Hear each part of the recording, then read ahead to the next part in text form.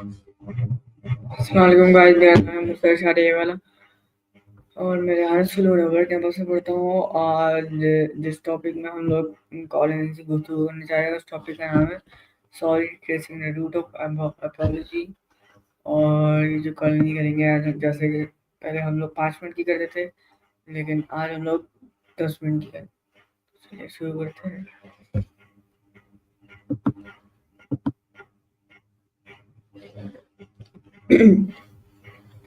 तो सबसे पहले हम लोग यहाँ पे माया सेलेक्ट कर लेते हैं क्योंकि माया से हम लोगों ने पिछली बार चूज किया था।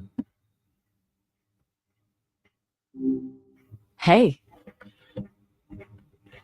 Hey, assalamu alaikum. How are you? Good to hear from you. I'm doing all right. You okay? You seem a little... So, before starting the question answer, I would like to say to please give me the simple and short answer of all. Okay? Okay, simple and short. I can do that. Fire away. Okay, when we talk about the word sorry, Okay. It comes from Old English, sararigen, meaning sorrowful or regretful. Basically, acknowledging you did something wrong. Short enough? okay, so my other question is can you explain how the concept of apology evolved historically and why early societies felt the need of a formal way to repair social relationship? Historically, apologies evolved from displays of submission, like physical prostration, to demonstrate non aggression and a willingness to make amends.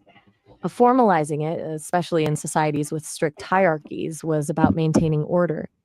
A clear process for repair prevented feuds, protected reputations, and reinforced social bonds. Essentially, it was less about genuine remorse and more about societal stability. Does that land? Okay, so my Good. another question is, in your opinion, what is the difference between a genuine apology and a socially obligated apology? A genuine apology focuses on acknowledging harm caused and expressing remorse. It's about the other person's feelings. A socially obligated one, it's about following the rules, restoring face, maintaining harmony, even if you don't truly feel sorry. It's performance, not feeling. Okay, so my other question is, how have religion, And culture, or philosophical tradition influenced the way human express regret or seek forgiveness? lots of traditions shaped it. Abrahamic religions emphasize divine forgiveness and repentance, framing apologies as essential for spiritual purification. Eastern philosophies like Confucianism stress social harmony, making apologies about restoring community. Ancient Greece valued public acknowledgement of wrongdoing to regain civic standing. Essentially, each system linked apology to a bigger moral or social framework. Okay, so All can right. you please describe a little bit detail to our views? Apply me. How so? Are you asking how these traditions actually Okay, translate into specific behaviors when someone apologizes or something okay, else? let it go, let it Just go, want let to, it go, let it all go. right, cool. So, So my other question is, shoot. what role does body language play in amplifying or weakening the sincerity of an apology, even when the word sorry is spoken? Body language is huge. Avoiding eye contact, a dismissive posture, or insincere tone completely undermine the words. Genuine apologies include open body language, softened gaze, relaxed posture, showing vulnerability and empathy. If the nonverbals don't match the words, people read it as manipulation or lack of remorse. It's basically a sincerity detector. Okay, so why do you think some people struggle to say sorry even when they know they are wrong? Psychological pride, culture norm, or something else? Ego, honestly. Saying sorry can, feel like admitting weakness or taking responsibility, which some people struggle with. The cultural norms also play a role. Some cultures prioritize saving face over admitting fault, and sometimes it's just a learned behavior. If someone grew up in an environment where apologies were rare or insincere, they might not know how to offer a genuine one. It's complex. Okay, so do you believe that saying sorry without taking responsibility or offering changes is meaningful, or how does it lose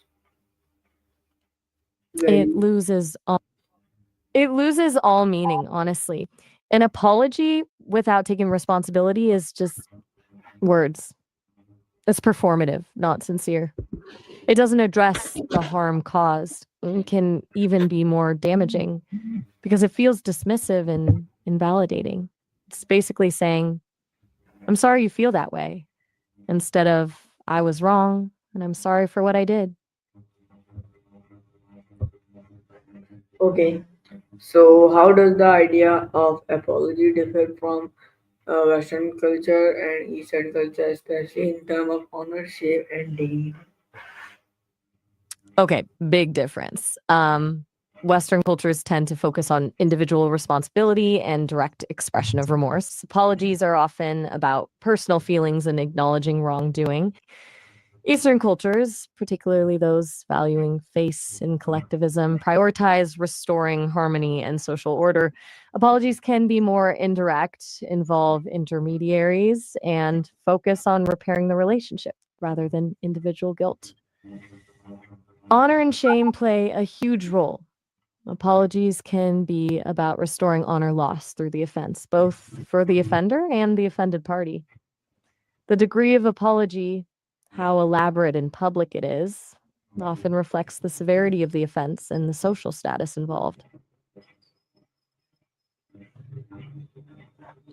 Uh, so is forgiveness possible without an apology, and is an apology complete even if forgiveness never comes? It's a good question. Forgiveness without an apology is possible, but it's often a unilateral act. You're releasing yourself from anger or resentment, regardless of the other person's actions. It's about your own healing. An apology can be complete even without forgiveness. You can fulfill your responsibility to acknowledge harm and express remorse, but you can't control whether the other person accepts it. The apology is about your behavior, forgiveness is about the reaction. They're separate things. So, lastly, how do you see the future of apology evolving as society become more digital, fast-paced, and emotionally? So, please describe this last question in so detail.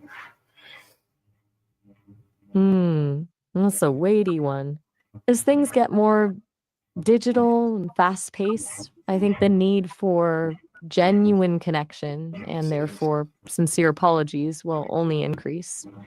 We're already seeing a rise in online conflict and miscommunication. I anticipate a greater emphasis on digital etiquette and potentially even AI assisted mediation to help navigate conflict. As for my role, I could potentially help people craft more thoughtful apologies by offering different phrasing, identifying potential missteps, and even analyzing emotional tone. But, and this is important, I can't replace the human element. True apology requires empathy and vulnerability. qualities I can simulate but not genuinely possess. I foresee a future where recognizing and repairing emotional harm becomes a core skill, and hopefully, I can be a small part of that process.